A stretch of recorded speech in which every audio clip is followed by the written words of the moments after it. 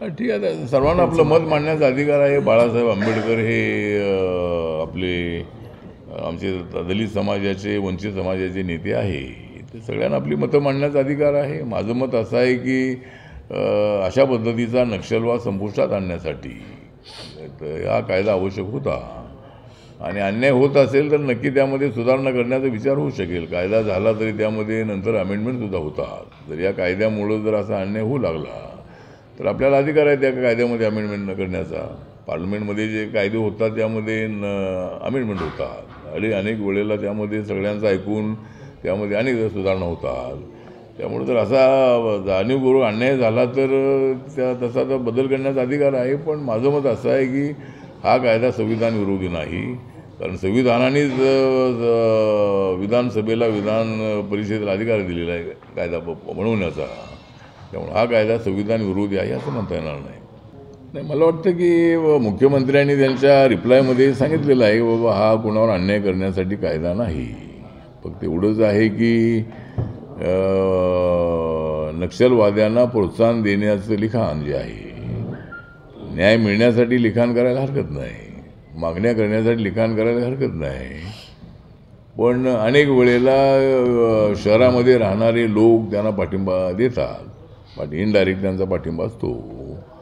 आणि म्हणून या कायद्यामध्ये अशा लोकांनी तसं लिखाण करू नये. आणि जर मुद्दाम तसा आंबेडकरवाद्यांना नक्षलवादी समजू नये. माझं मत असं आहे की जर एखादी भूमिका प्रकल्पणे मांडली, म्हणून मी अगोदरही सांगितलं की आम्ही पॅन्थरच्या काळामध्ये आम्ही सरकारी विरोधामध्ये भरपूर बोलत होतो, पण आम्हाला काय कधी नक्षलवादी म्हटले नाहीत. आमच्यावर केसेस काही झालेले आहेत की तुम्ही धर्माच्या भावना दुखवल्या किंवा काय. पण आता आमची भूमिका रिपब्लिकन पक्षाची अशी आहे की सर्व धर्मांना न्याय देणारी भूमिका ही RPIची आहे. बाबासाहेबांचं संविधान हे सर्वांसाठी आहे. त्यामुळं जरी एकाला धर्माला पटत नाही तर तुम्ही सोडा, पण बळजबरीनं धर्मांतर करण्याला आमचा विरोध आहे.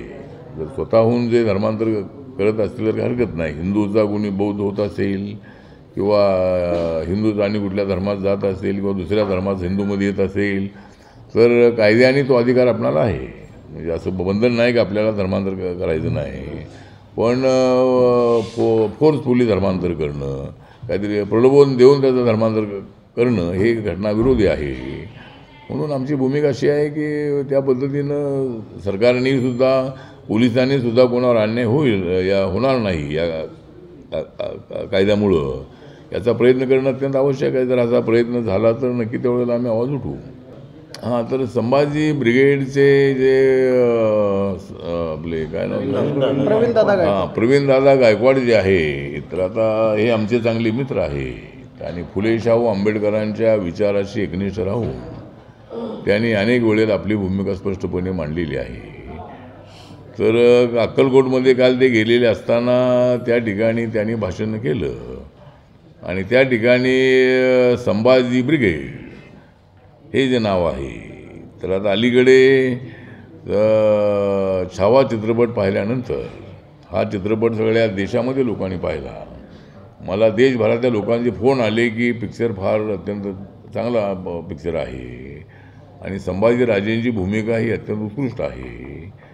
तर त्यामुळं आता लोकांना इतिहास माहिती होता, पण संभाजीराजांची ज्या पद्धतीने हत्या करण्यात आली तर ती हत्या बघून लोक अत्यंत काय म्हणतात त्याला, अत्यंत गंभीर झाले. आणि त्यामुळं संभाजीराजांच्याबद्दल जे प्रेम तर पूर्वीपासून होतच होतं, पण अजूनही त्यांच्याबद्दल लोकांमध्ये प्रचंड आदर वाढला की त्यांनी एवढ्या कमी वयामध्ये त्यांची हत्या करण्यात आली. आणि त्यांनी छत्रपती शिवाजी महाराजांच्या नंतर मुघलांशी मोठा संघर्ष केलेला आहे. तर म्हणून काय लोकांचं म्हणणं असं आहे की ते संभाजी नाव विक्री आहे, ते संभाजी ब्रिगेड नाव जे आहे तर ते त्याला छत्रपतीला लावावं असं काहीतरी लोकांचं म्हणणं आहे. आणि ते शिवाजी काहीतरी म्हणाले, छत्रपती शिवाजी म्हणाले नाहीत, फक्त शिवाजी काहीतरी म्हणाले. त्यामुळं त्या ठिकाणी जो त्यांच्यावर हल्ला झालेला आहे तो चुकीचा आहे. एक तर ते जर चुकीचं बोललेले असतील तर त्याला उत्तर द्यायला काही हरकत नाही, त्यांनी त्यामध्ये सुधारणा करावी, आवाहन करायला काही हरकत नाही. त्यांना संभाजी नावामध्ये छत्रपती जोडा म्हणण्याचा अधिकार आहे. शिवाजी फक्त न म्हणता छत्रपती शिवाजी म्हणा हे त्यांना म्हणण्याचा अधिकार आहे. पण त्यांच्या अंगावर त्यांना काळं फासणं किंवा त्यांच्यावर हल्ला करणं या मताशी आम्ही सहमत नाही. आणि काल मुख्यमंत्र्यांनी विधिमंडळामध्ये विधानसभेमध्ये सांगितलेलं आहे की जो आरोपी आहे या प्रकरणामधली त्या सगळ्यांना पकडण्यात आलेलं आहे आणि अजिबात त्यांना ते कुठल्या पक्षाचा वगैरे काय संबंध नाही आहे, पण त्यांना पकडण्यात आलेलं आहे आणि अशी भूमिका हल्ला करण्याची अत्यंत चुकीची आहे. विचारवंतांची एक बैठक ठेवलेली आहे आणि त्याच्यामध्ये रिपब्लिकन पक्षाचं ऐक्य होऊ शकतं का? रिपब्लिकन पक्षाच्या नेत्यांचं ऐक होत नसेल तर जनतेचं ऐक होऊ शकतं का? त्यानंतर पॅन्थरसारखं संघटन पुन्हा सुरू करायचं का? त्यानंतर पक्षाची व्यापक बैठकीवर बांधणी करण्यासाठी कार्यकर्त्यांनी काय काय करणं अत्यंत आवश्यक आहे. पक्षाने कुठल्या विषयावर भूमिका घेतली पाहिजे या अनेक विषयांवरती चर्चा करण्यासाठी आम्ही 22 ऑगस्टला महाबळेश्वरला एक बैठक ठेवलेली आहे आणि त्याच्यामध्ये एक 70-80 तरी साहित्यिक विचारून त्यामध्ये उपस्थित राहतील आणि काय आमचे प्रमुख कार्यकर्ते असतील असे की 100-150 लोकांचा जो कार्यक्रम आहे हा त्या ठिकाणी महाबळेश्वरला ठेवलेला आहे आणि त्याच्यामध्ये आम्ही ही सगळी चर्चा करणार आहोत. त्यानंतरचा विषय आहे तो महाबोधी महाविहाराचा.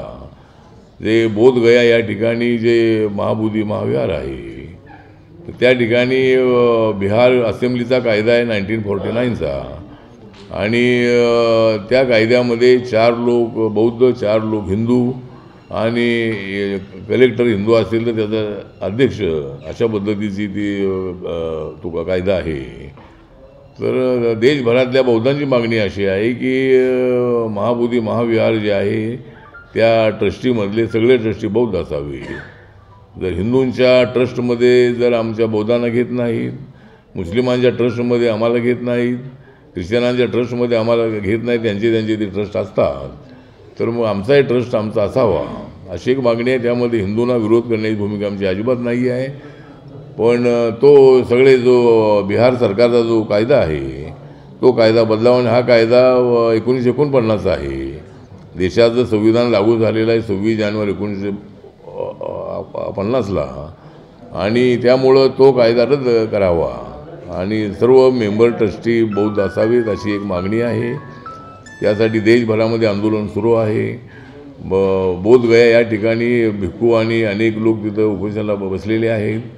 माझ्या पक्षाने अनेक ठिकाणी आंदोलन केलेलं आहे आणि या संबंधामध्ये मी नितीश कुमार आणि गव्हर्नर या राज्यपाल जे आहेत त्यांना मी 2 वेळा भेटलेलो आहे. राज्यपालांना, मुख्यमंत्र्यांना भेटलेलो आहे आणि त्यांनी विचार करूया असं त्यांनी म्हणालेले आहेत. पण आता ते इलेक्शन नंतरच ते विचार करतील. तर मी आता त्यासाठी आता आमचं 21पासून पार्लमेंटचं सेशन सुरू होतं आहे आणि हे सेशन 12 तारखेपर्यंत चालणार आहे. त्यानंतर 15 ऑगस्ट असल्यामुळं 4 दिवस सुट्टी आहे. नंतर 18 ते 21पर्यंत पुन्हा अधिवेशन 4 दिवसाचं आहे. तर त्या पिरियडमध्ये मी माननीय प्रधानमंत्र्यांना भेटून त्यांना निवेदन देणार आहे आणि देशभरातल्या बौद्धांच्या ज्या काय भावना आहेत त्या भावना त्यांच्यासमोर व्यक्त करणार आहे आणि त्यांनी त्यामध्ये लक्ष घालावं यासाठी मी माननीय प्रधानमंत्र्यांना भेटणार आहे. आता मुंबईला 16 डिसेंबरला रेस्कोर्स मैदानावर आम्ही ही परिषद ठेवली होती. तर यावर्षी कोल्हापूर शहर हे छत्रपती शाहू राजांचं हे शहर आहे आणि छत्रपती शाहू राजांचा आणि बाबासाहेबांचा अत्यंत जवळचा संबंध होता. बाबासाहेबांना इंग्लंडला जाण्यासाठी, त्यांना बॅरिस्टर होण्यासाठी आणि तिथल्या लंडन स्कूल ऑफ इकॉनॉमिक्समध्ये शिकण्यासाठी राजेश्री शाहू राजांनी स्कॉलरशिप दिली होती आणि त्यामुळं बाबासाहेब आंबेडकर तिथे शिकले आणि ते बॅरिस्टर त्या ठिकाणी झाले. तर आणि 1920मध्ये माणगाव परिषदेच्या निमित्ताने बाबासाहेब आंबेडकर आणि राजेश्री शाहू महाराज एकत्रित आले होते. त्यामुळं कोल्हापूर या नगरीमध्ये एक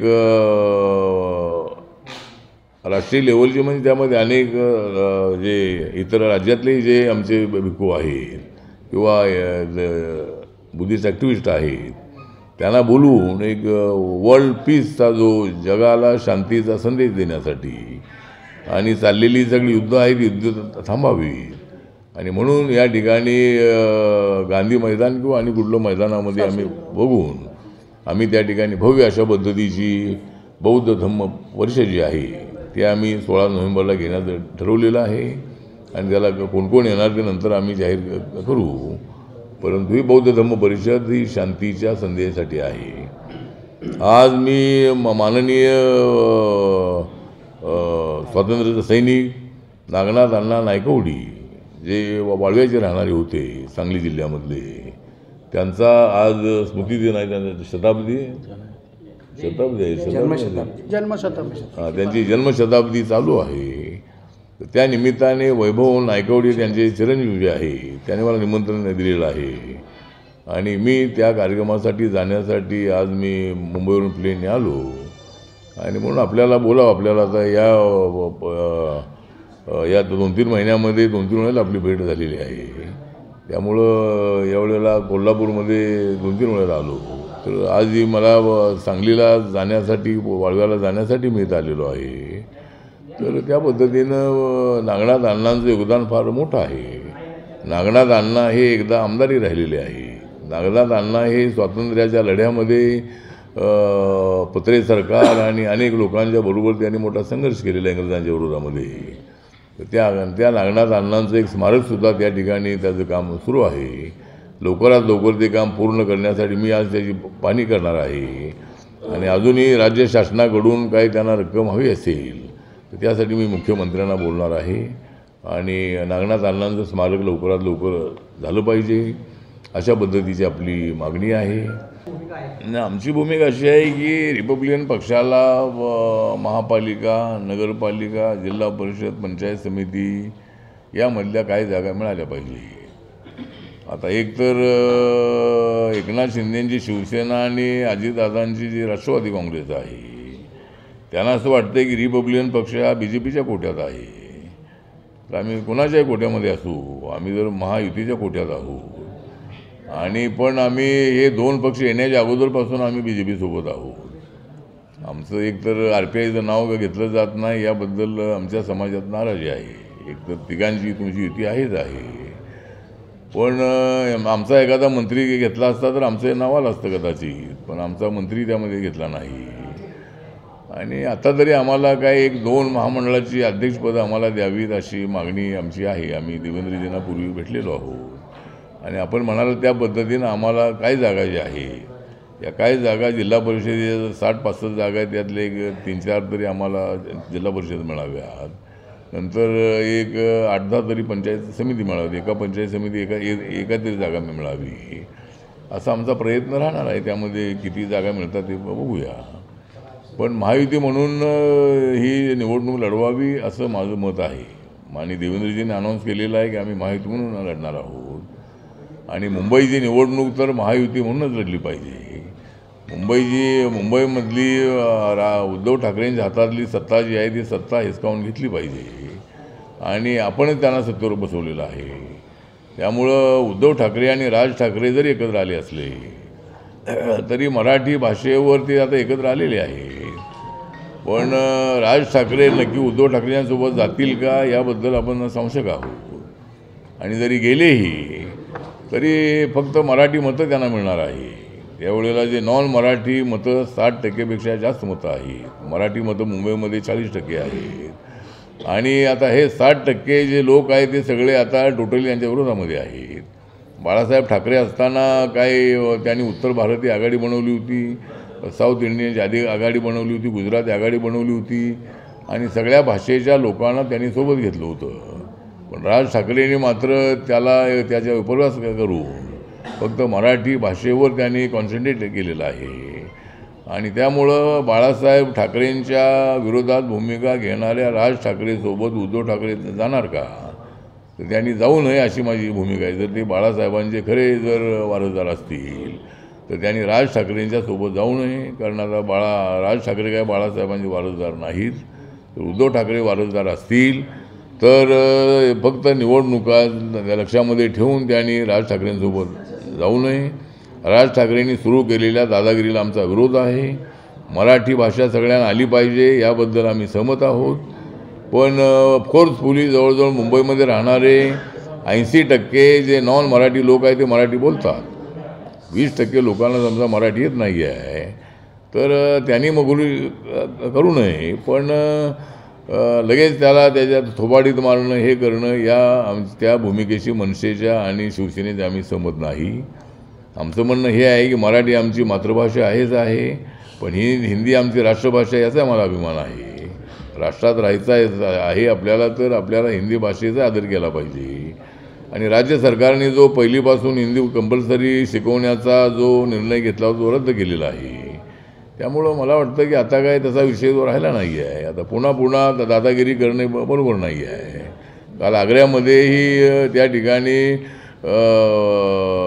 हिंदीला विरोध करणाऱ्यांचा निषेध त्या ठिकाणी केलेला आहे. आता देशभरामध्ये अशा पद्धतीचं आंदोलन होऊ शकतं, कारण लोक व्हिडिओ बघतात आणि त्या ठिकाणी दादागिरी चालू आहे. ती दादागिरी करू नये आणि मराठी शिकलं पाहिजे या मताशी मी सहमत आहे. आम्हीसुद्धा मराठी आहोत, पण दादागिरी अत्यंत चुकीची आहे आणि या दादागिरीला कदाचित दादागिरीने उत्तर द्यावं लागेल असे मला वाटतं. जर अन्याय होत असेल तर त्या संबंधामध्ये नक्कीच त्यामध्ये दखल घेण्यात येणार आहे. फक्त एवढंच आहे की आम्ही अनेक वेळेला नक्षलवादी मुवमेंटच्या लोकांना आवाहन केलेलं आहे की नक्षलवाद्यांच्या मागण्या या योग्य आहेत. जो वंचित समाज आहे, ट्रायबल समाज आहे, पिढ्यानपिढ्यापासून अत्यंत अन्याय सहन करणारा हा समाज आहे, त्याला न्याय मिळाला पाहिजे या त्यांच्या भूमिकेशी आम्ही सहमत आहोत. परंतु जो मार्ग त्याने अवलंबलेला आहे हिंसेचा, त्या मार्गाने कधीच या समाजाला न्याय मिळणार नाही. आणि अनेक वेळेला बॉम्बब्लास्ट करू जे पोलीसचे शिपाई आहेत, अधिकारी आहेत, त्याच्यामध्ये त्यांचा प्राण जातो आणि त्यामध्ये दलित आदिवासींची संख्या मोठी असते. त्यानंतर अनेक वेळेला गावकऱ्यांना टार्गेट करण्यात येतं आहे आणि त्यामुळं नक्षलवाद संपुष्टात आणण्याचा प्रयत्न हा भारत सरकारचा आहे. माननीय अमित शहा यांनी पार्लमेंटमध्ये सांगितलेलं आहे की डेमोक्रेटिक मार्गाने मागण्यासाठी आंदोलन करण्याचा प्रत्येकाला अधिकार आहे, परंतु त्यासाठी हिंसक अशा पद्धतीच्या घटना होता कामा नये आणि नक्षलवाद्यांचा नायनाट करायचा अशी भूमिका भारत सरकारची आहे. हा जो कायदा आहे या कायद्यामध्ये असंच आहे की बाबासाहेब आंबेडकरांनी अनेक वर्षांपासून त्यांच्या समाजाने पिढ्यानपिढ्यापासून अन्याय सहन केले, पण बाबासाहेब आंबेडकरांनी कधीच हिंसक भूमिका घेतलेली नाही. बाबासाहेब आंबेडकरांनी बुद्धिझमचा जो शांतीचा मार्ग आहे तो मार्ग बाबासाहेबांनी स्वीकारलेला आहे. आणि महाड 14 तळ्याच्या सत्याग्रहाच्या वेळेला त्यावेळेला शिकलेले लोक नव्हते. टोप्या घालणारे, फेटे बांधणारे, धोतर नेसणारे असे लोक त्या ठिकाणी हजारो जमा झाले आणि त्या ठिकाणी मोठ्या प्रमाणामध्ये दगडफेक करण्यात आली 14 तळ्याच्या सत्याग्रहाच्या अगोदर.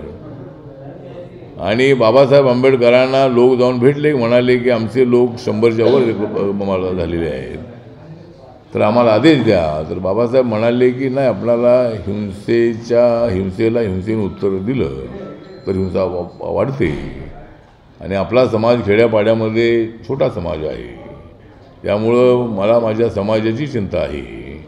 त्यामुळं आपण जर त्यांना उत्तर दिलं तर आपलं मोठं नुकसान होऊ शकतं.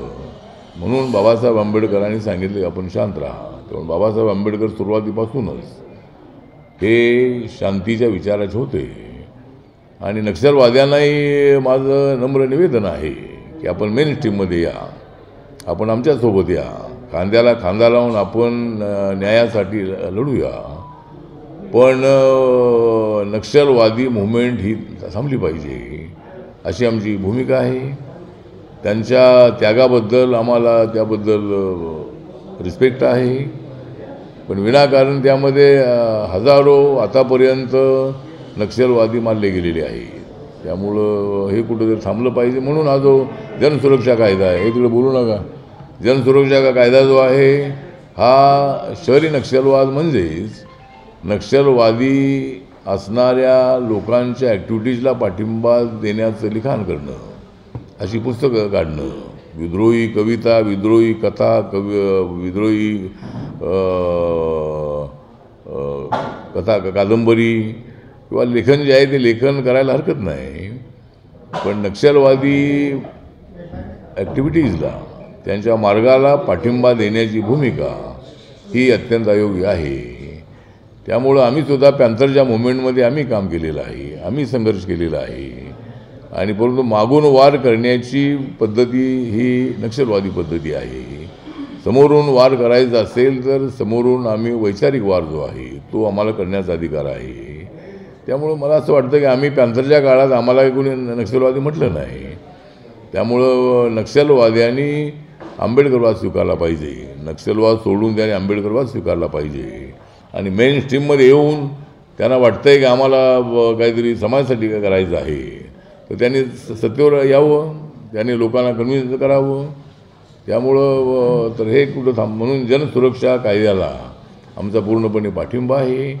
पण त्याच्यामध्ये कोणावर अन्याय होऊ नये, जाणीवपूर्वक त्यांना नक्षलवादी ठरवू नये, असं आमचं या संबंधातलं म्हणणं आहे.